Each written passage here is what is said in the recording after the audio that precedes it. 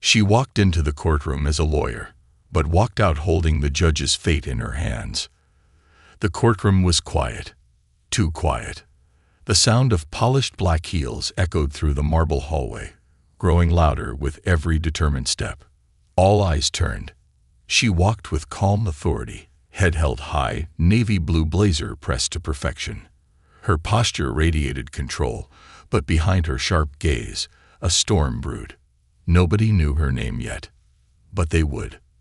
30 minutes from now, the judge who thought himself untouchable would be in handcuffs, and the woman he tried to humiliate would be the one giving the order. Her name was Zaria Cole, an accomplished attorney, civil rights investigator, and the woman sent to bring down a man no one else had the courage to challenge. Judge Reginald Maddox, 62 years old, silver-haired, stone-faced, and dangerously powerful. For over a decade, he presided over one of the toughest courts in the city. Behind his gavel hid an iron fist and a deep-rooted disdain for women like Zaria. Black, bold, brilliant, and he hated all three. As Zaria pushed open the courtroom doors that morning, she knew exactly what she was walking into, and she was ready. The setup. 2 rows of seats were already full with attorneys, reporters, and courthouse staff. Some glanced up, whispering. Others rolled their eyes. To them, Zaria was just another defense attorney trying to save another guilty kid. But that wasn't what today was about. Today wasn't just about her client. Today was about justice, for the voiceless, the forgotten, the wrongly accused. And she had a plan that had taken 6 months to build. She spotted her client at the defense table, Tyrell Malone, 18 years old. Slim, scared, hands folded like he was trying to disappear inside himself. Charged with assault and robbery. No evidence, no witnesses, no chance, if Judge Maddox had his way. Zaria sat beside him, offered a small nod. "Today's the day," she whispered. "We take our shot." Tyrell looked at her, confused, but she just gave him a calm smile. Because what Tyrell didn't know was that today's court session wasn't about him. It was a trap. And the judge was the target. Enter the judge. All rise. The bailiff's voice cracked like thunder. Judge Reginald Maddox strode in like a general marching to war. Robes flowing, eyes cold. He didn't just own the room. He relished it. He sat down with a thud. Didn't even glance at the defense. Just muttered, "Be seated." He barely looked at the file before him. "Same nonsense," he muttered loud enough for the courtroom to hear. Another thug with a sob story. Laughter rippled through a few of the spectators. Maddox glanced toward Zaria with a crooked smirk. Well, Miss Cole, back again to waste my time." Zaria stood, calm, collected. "Only here to do my job, Your Honor." "You'll do as I say in my courtroom," he snapped. "And don't waste my time with these long-winded defenses. The court runs on my clock, not yours." More chuckles. The air was thick with disrespect, but Zaria didn't blink. Her hands rested calmly on the desk. Judge Maddox opened the hearing with barely contained contempt. "The state versus Malone. I've reviewed the prosecution's argument. Seems pretty open and shut." He hadn't. In fact, the prosecution's case was a joke. A store clerk had accused Tyrell based on a vague hunch and zero security footage. The supposed weapon, a pocket knife, hadn't been found. Tyrell had no record. He was an honor roll student. But that didn't matter to Maddox. Not when the defendant looked like Tyrell. Not when the lawyer looked like Zaria.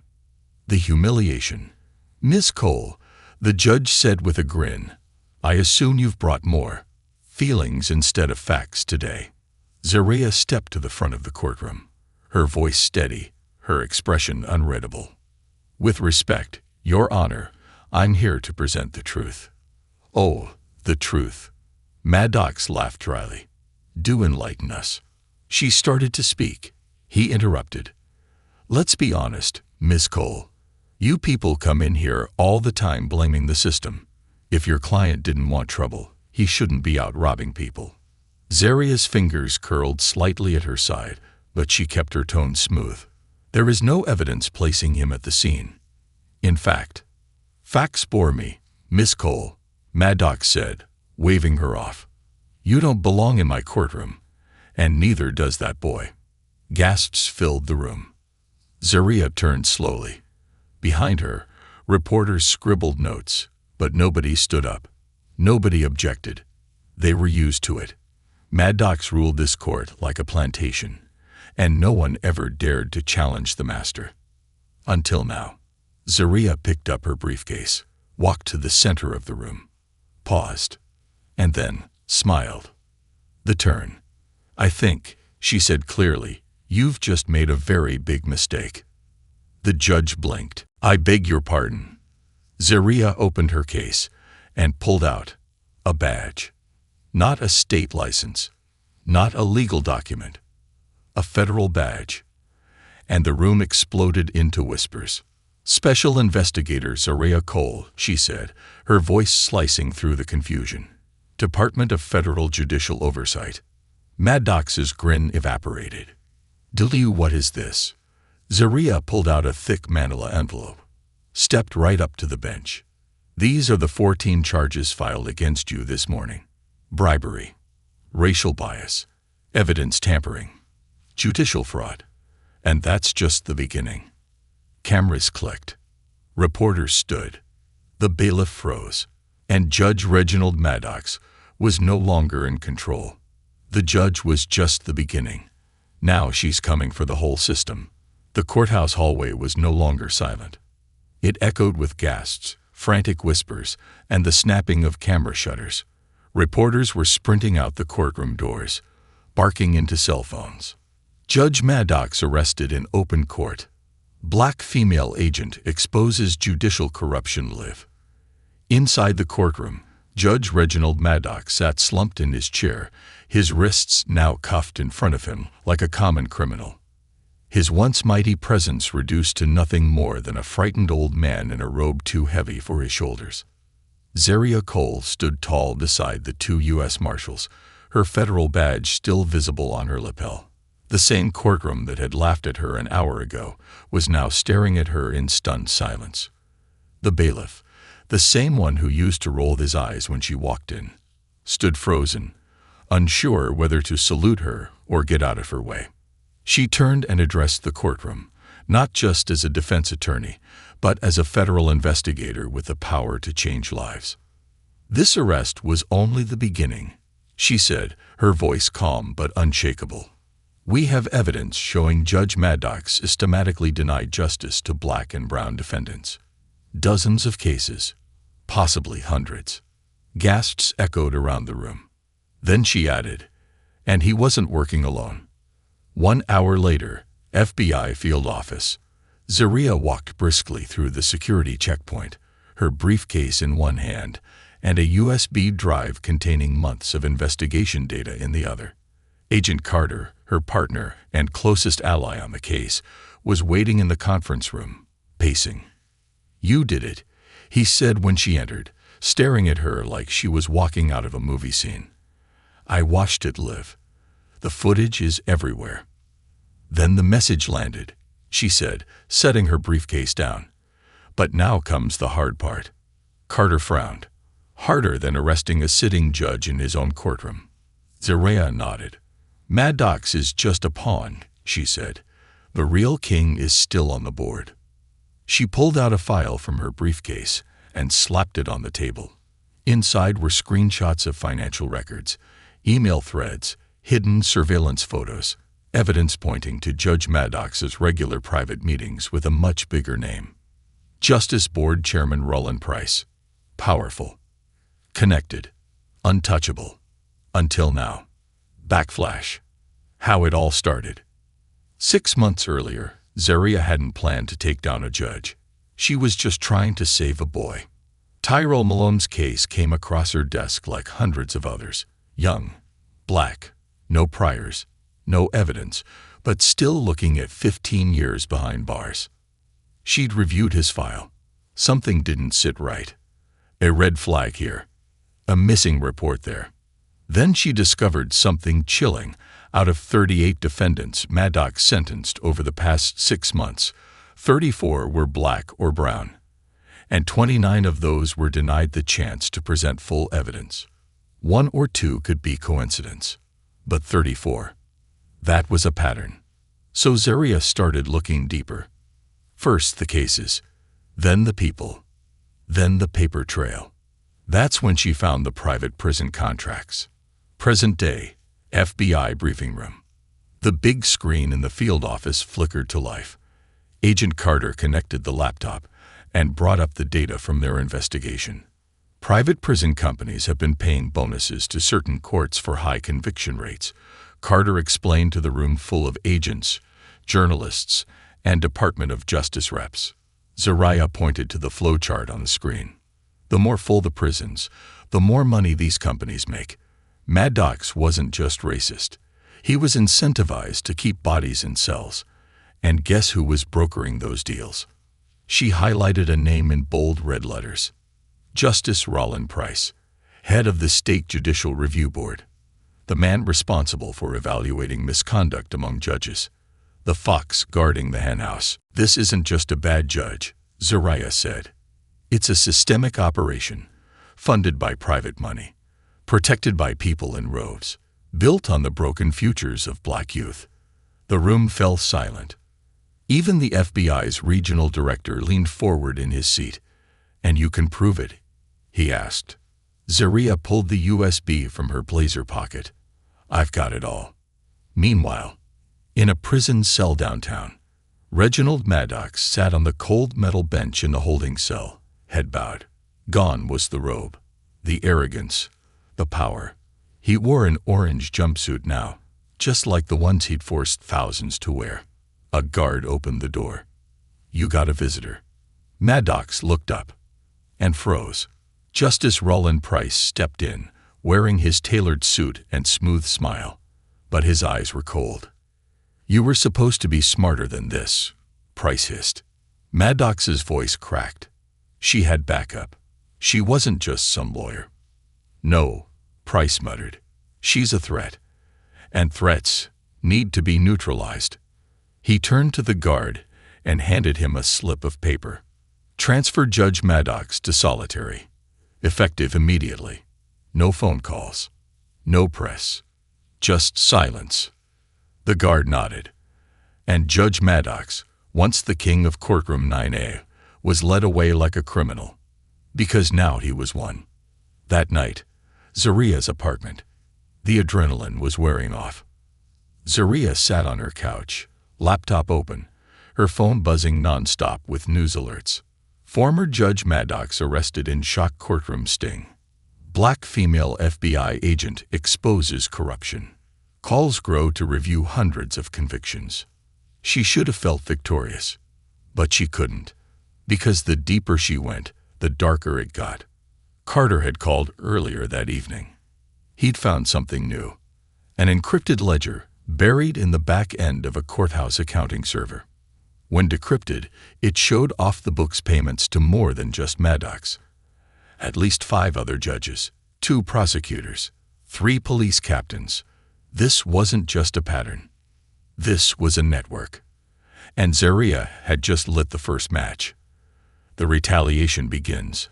The next morning, Zaria woke to pounding on her apartment door. "FBI." A voice called.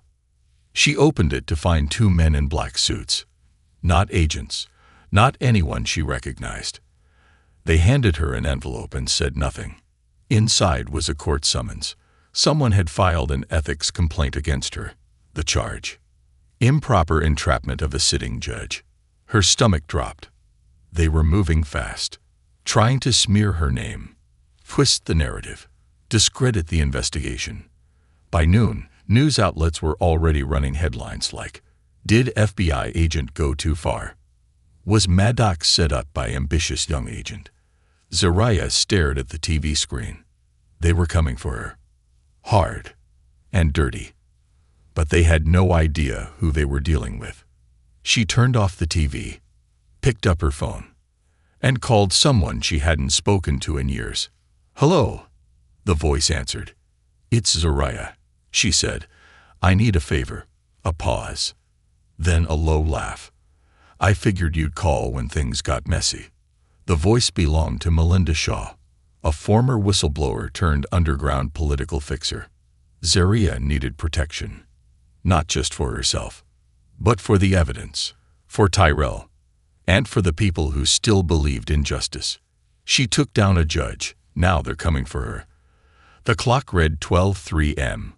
Zariah Cole sat alone at her kitchen table, the soft hum of her refrigerator the only sound in the apartment. Her laptop glowed with the face of a journalist on a paused Zoom call, Erica Wilkes, a longtime media ally who'd been helping spread the truth.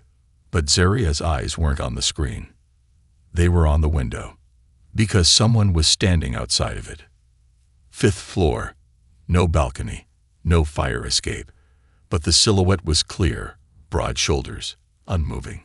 Her hand moved slowly under the table, fingers curling around the cool metal of her Glock 19. Then the silhouette vanished.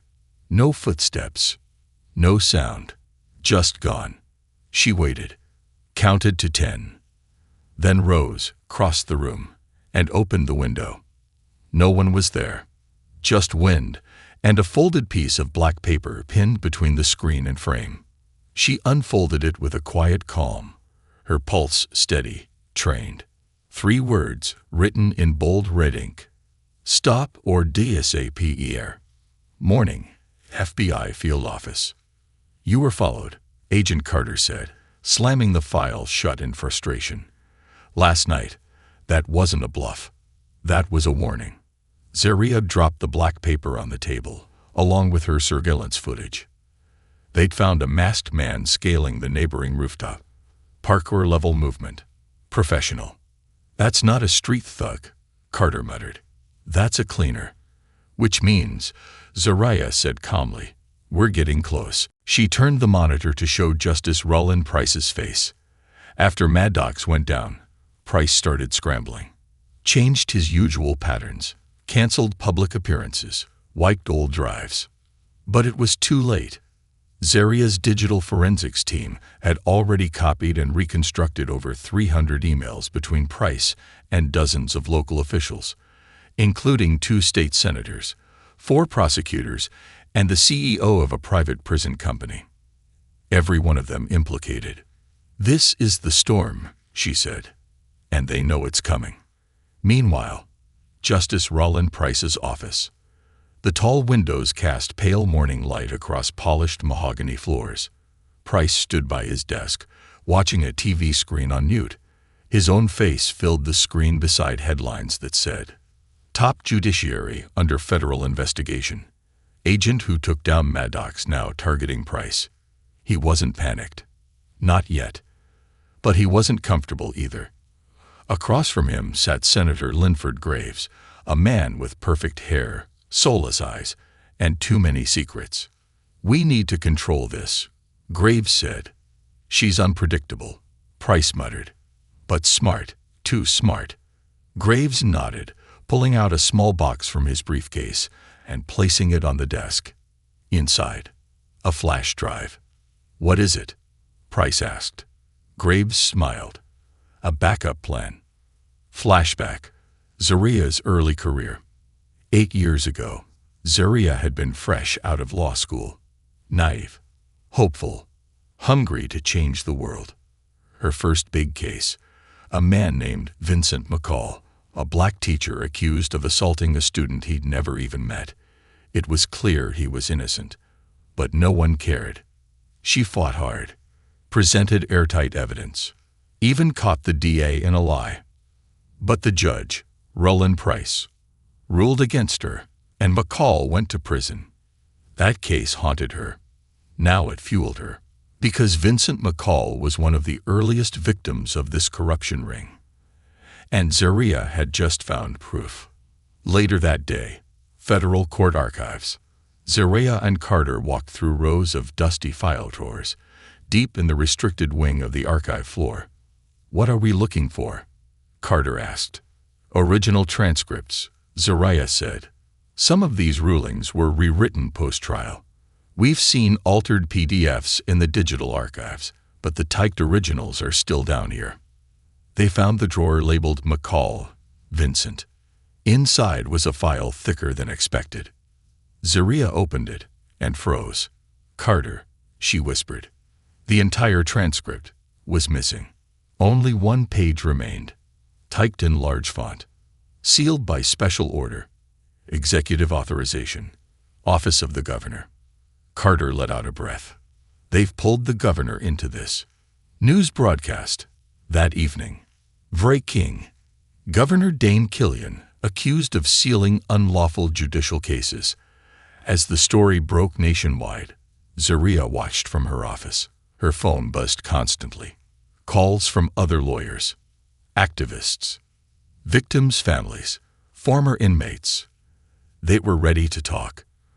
But Zaria wasn't smiling, because the governor hadn't responded.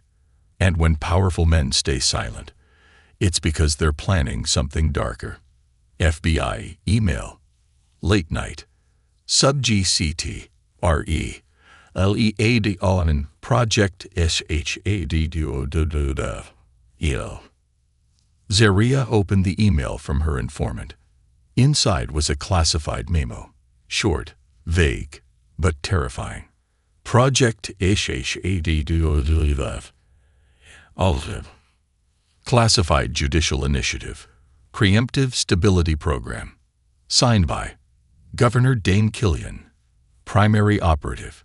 Justice Rollin Price. Objective. Increase sentencing quotas to stabilize private detention funding pipeline.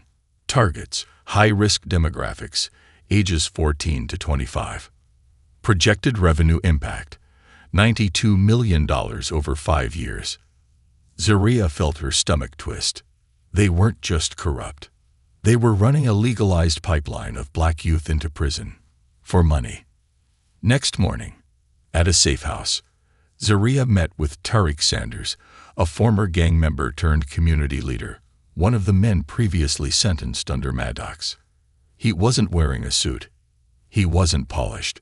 But he was powerful in a different way, trusted by the streets, respected by the youth.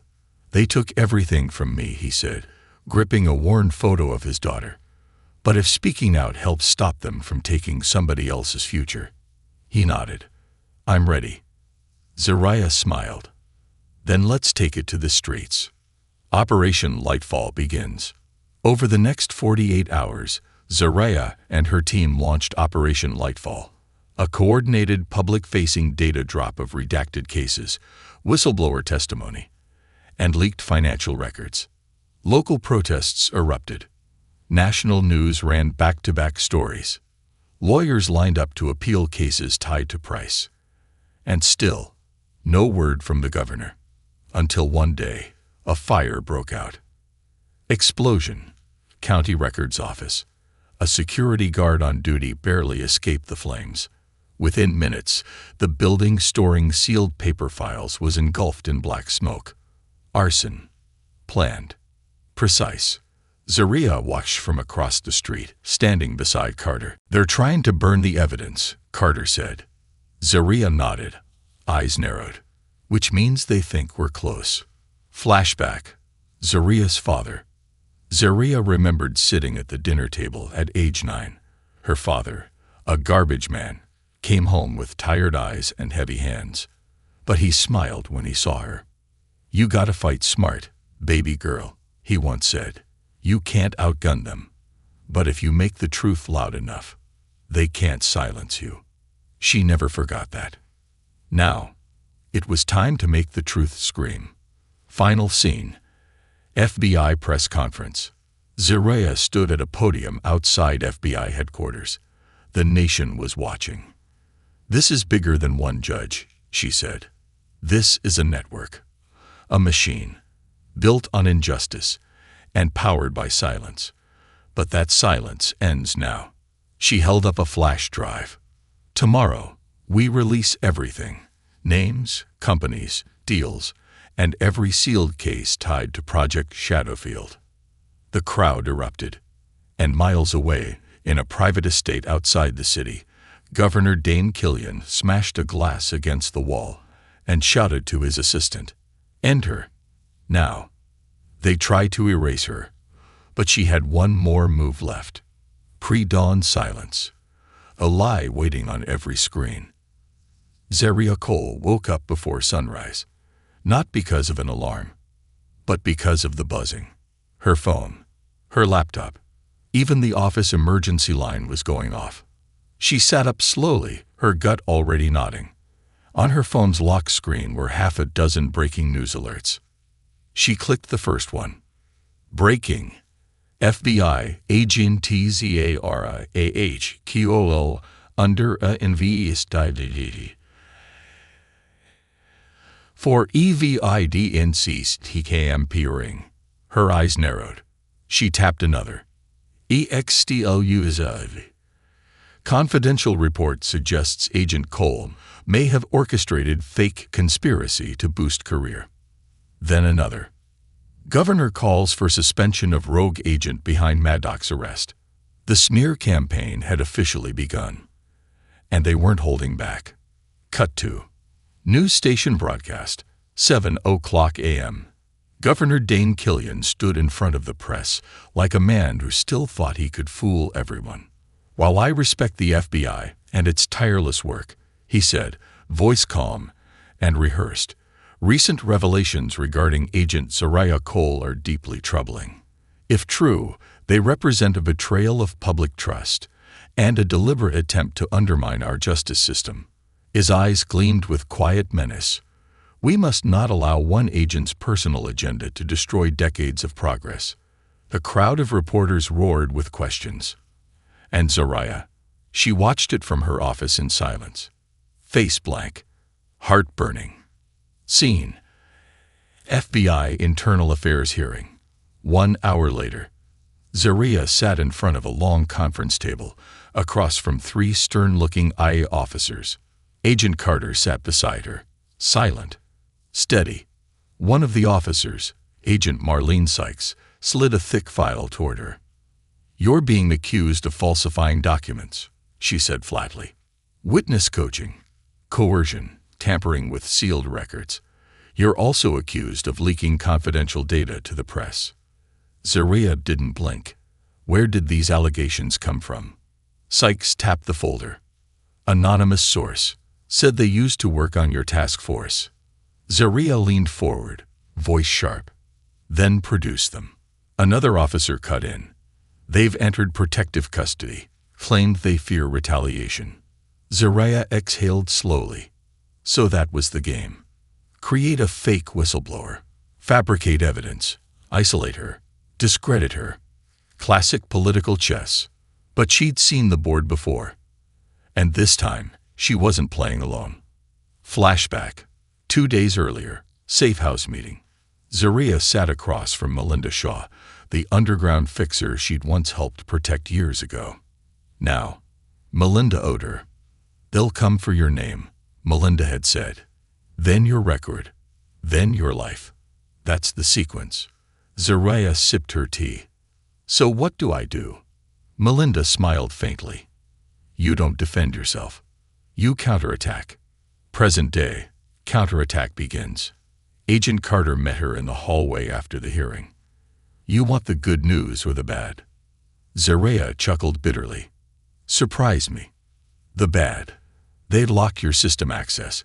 Can't touch the case files. Can't contact witnesses.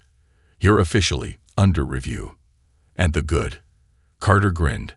"I downloaded the entire archive onto an off-grid drive yesterday morning."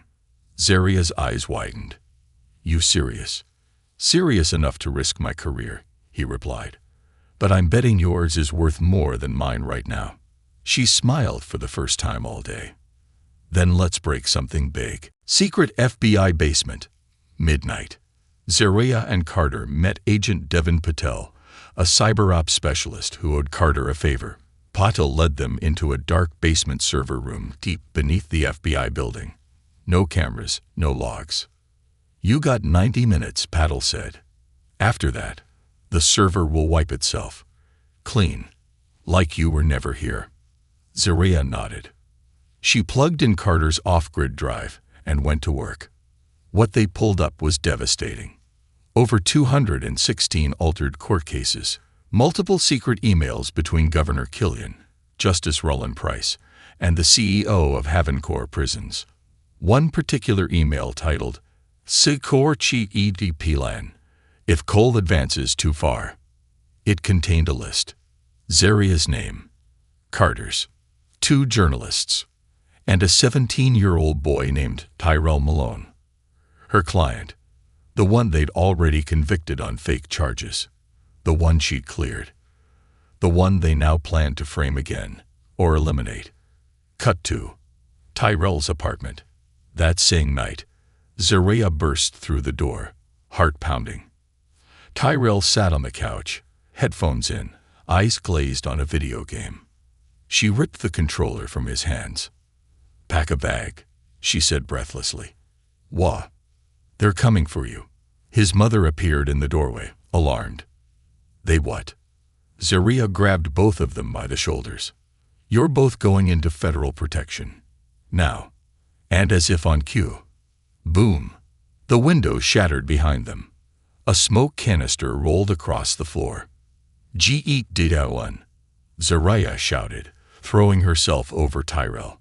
Gunfire tore through the front wall. But it wasn't police. It wasn't the FBI. It was a hit squad. And this time, they weren't just aiming to scare. They were aiming to kill. Escape through fire. Zaria kicked open the back door, dragging Tyrell and his mother through the alleyway. Carter pulled up in an SUV, engine roaring. "Go! Go!" he screamed as Zaria yanked the back door open. Bullets flew past her head. Sparks bounced off the pavement. They sped off into the night, smoke and sirens and adrenaline in their wake. Cut to Governor's mansion. In a dark paneled room, Governor Killian watched traffic cam footage of Zaria's SUV fleeing the city. "She's a ghost," said the man beside him, Justice Price. Killian didn't speak, just picked up a black phone and dialed. When the voice on the other end answered, the governor said 5 words. "Initiate final phase. Erase them all." Back to Zaria. Safe house bunker. Bruised. Rattled. But alive. Zaria sat with Tyrell and his mother, both shaken but safe. She turned to Carter. "We can't run anymore," she said. "We end this. Tonight." Carter handed her a flash drive. "This is everything," he said. "We put this in the right hands. They'll go down forever." Zaria stared at it. "No. We put it in everyone's hands." Final sequence. The leak. Zaria sent the files to 3 national news outlets, 10 high-profile civil rights lawyers, and over 200 activists, bloggers, and community leaders. She sent the truth to the people. Within hours, Roland Price was trending #1 on Twitter. Governor Killian's campaign website crashed under traffic. Dozens of prosecutors announced immediate reviews of Maddox's and Price's cases. But that wasn't all. The biggest blow. The Justice Department ordered a full federal investigation of the entire state judicial branch. Zaria had done it. They tried to erase her. They tried to erase Tyrell. But now, the whole country was watching. The system strikes back, and so does she. The night was thick with silence. Zaria Cole stood at the edge of her childhood street, the same cracked sidewalk where her father used to wait for her after school. It looked the same. Worn, forgotten, left behind. But tonight, it felt different. Behind her, headlights blinked as federal agents secured the perimeter. Ahead of her stood the old duplex where everything began. The place where she learned justice wasn't something you were given. It was something you had to fight for. Alone. Until now. Cut to national fallout. The leak had detonated across the country. Every news network ran it. Project Shadowfield, the secret judicial corruption ring. Bribes to judges, rigged trials, secret prison bonuses, sealed convictions. People were furious. Protesters marched on courthouses. Federal agents launched raids in 3 states. The DOJ issued a sweeping order to reopen over 400 cases tied to Justice Roland Price and his network, including every sentence handed down by Judge Maddox. Zaria's name was everywhere. The agent who masked NGUSIC. From Tar GT to Truth, Zaria Kioli's war on the system. Black woman, the war angels de power a fuel white GGG, and he was just the beginning. But as the cameras pointed her way, so did the danger. Scene: Zaria's temporary office, FBI Command Center. You've got 2 more subpoenas to approve, Agent Carter said, sliding files toward her. Zaria flipped through them, her fingers shaking slightly. They'd been moving fast for 72 hours straight. She hadn't slept, couldn't eat, could barely breathe. "I'm fine," she whispered, more to herself than anyone else. But Carter noticed. "You've done enough. Let someone else carry it for a while." Zaria looked up, eyes burning with exhaustion and fire. "If I stop now, they'll crawl back underground." Flashback: Zaria, age 17. It was her senior year. Zaria had just been accepted into Howard University. But that night, her brother Malik didn't come home. 3 days later, they found him. Wrongfully arrested, beaten in custody, charged with a robbery he didn't commit. The same judge who sentenced him, Reginald Maddox. Malik had begged Zaria not to let it go. She never did. And now she knew why Maddox went after her the moment she stepped into his courtroom years later. Because she reminded him of the life he tried to destroy. Scene: a betrayal begins. While Zaria fought to hold the investigation together, someone inside the FBI was working to pull it apart. Late that night, Agent Carter returned to his apartment, only to find his door slightly ajar. Inside, nothing missing, but everything touched. On his kitchen counter, a single sheet of paper, typed in block letters. "She's going too far. Stop here, or we will." Scene: Zaria meets the whistleblower. Back in a secure location, Zaria received a message. A former prosecutor wanted to talk. Someone who worked under Governor Killian. They met in a private chapel on the edge of town. Empty pews, candlelight, old wood creaking beneath their steps. His name was Elias Ward. He looked haunted. "I was part of it," he admitted. "I sealed documents, altered case logs, helped Price build the system." Zaria said nothing. He continued, "But there's something you don't know. Something I wasn't supposed to keep." From his coat, he pulled a USB drive. On it, a recorded phone call between Governor Killian and an unnamed associate. They weren't just fixing court cases. They were fixing elections. Cut to: news studio, breaking broadcast. Tonight, in a stunning development, the FBI confirms they are investigating Governor Killian for judicial fraud, illegal campaign funding, and election tampering. Sources close to the investigation say a former prosecutor has handed over damning evidence, including audio recordings. Zaria watched from the back room of a safe house, surrounded by agents and families of victims. But her focus wasn't on the screen. It was on Tyrell Malone, sitting silently, watching his name scroll across a ticker that said, "NMATURONGFULICUNVICTED under JUDG MADD0XRELEASED. Now a KEY wide AS." Tyrell turned to her. "They're going to come for me again, aren't they?" Zaria knelt beside him. "Not if I get them first." Scene: a friend turns enemy. The next day, Carter didn't show up. Zaria called. No answer. She called again. Voicemail. Worry crawled into her chest like ice. Then, a knock at the door. When she opened it, Agent Marlene Sykes stood there, Internal Affairs, with 6 agents behind her. "Zaria Cole," she said coldly. You're under arrest for obstruction of justice and unlawful evidence distribution. Zaria's breath caught. What? Turn around. Handcuffs clicked behind her back. As they led her away, the press swarmed. Zaria, TOLA arrested by her own agency. Did hero to are in violation. The woman who exposed and can USD. C and O His prison. She didn't speak, didn't blink, because she saw it clearly now. Someone inside the FBI had turned. Someone had set her up. And she had one guess who. Back at HQ, truth cracks the floor. Agent Carter sat in the interrogation room, eyes down, hands folded. Across from him, Director Langston, head of the bureau. You were her partner, Langston said. So why did you hand over the files? Carter said nothing, just stared at the wall. You made the right call, Langston added. She was going too far. Carter's jaw clenched, and in that moment, he realized he'd been played. The IA agents didn't want to stop Zaria to protect the agency. They wanted to stop her to protect themselves. He stood up and walked out.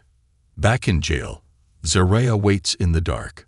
The cell was cold, small, quiet. Zaria sat on the bench, head down. No tears, just memory. Her father, her brother, Tyrell, the women who hugged her after their sons were freed, the mothers who wept in court, the people who believed her, who still needed her. Suddenly, the cell door clanged open. Carter, alone. He stepped in, set a folder down, said one word, run, escape and revelation. Outside the prison, Zaria disappeared into the night. Her name smeared, her badge stripped, her image shattered. But in the file Carter handed her was everything she needed. The real names behind the smear campaign, a direct link between Price and Governor Killian's election tampering fund, a full confession from Elias Ward. And inside the mansion, Killian barked orders to his private guards, men paid not to ask questions, only to protect his fall. But they weren't facing lawyers this time. They were facing justice. Zaria's team advanced like lightning through the corridors, clearing rooms, securing staff, ducking bullets. Zaria reached the master hallway. Killian was at the far end, halfway through a panic room door. Killian, she screamed. He turned, saw her, and smiled. You just couldn't stay quiet, could you?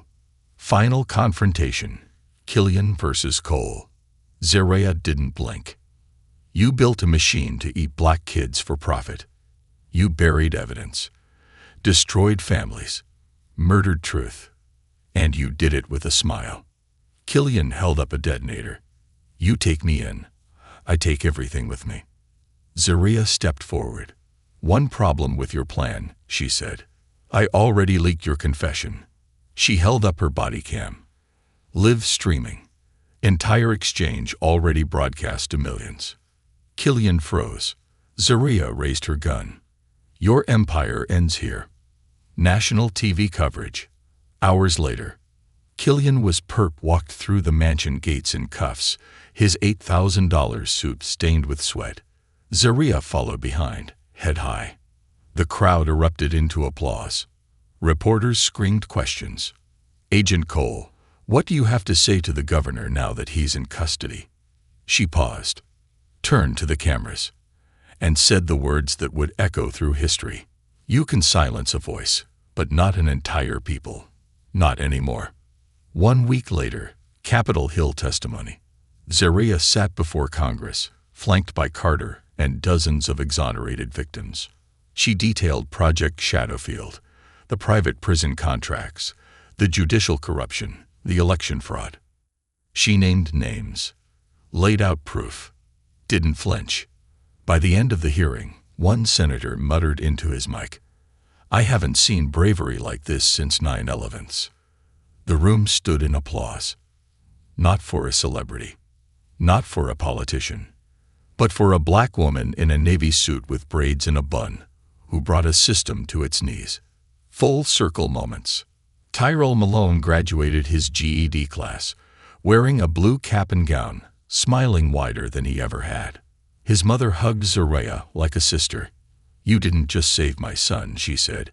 "You saved a future I'd already buried." Roland Price, serving 35 years in a federal facility he used to fund.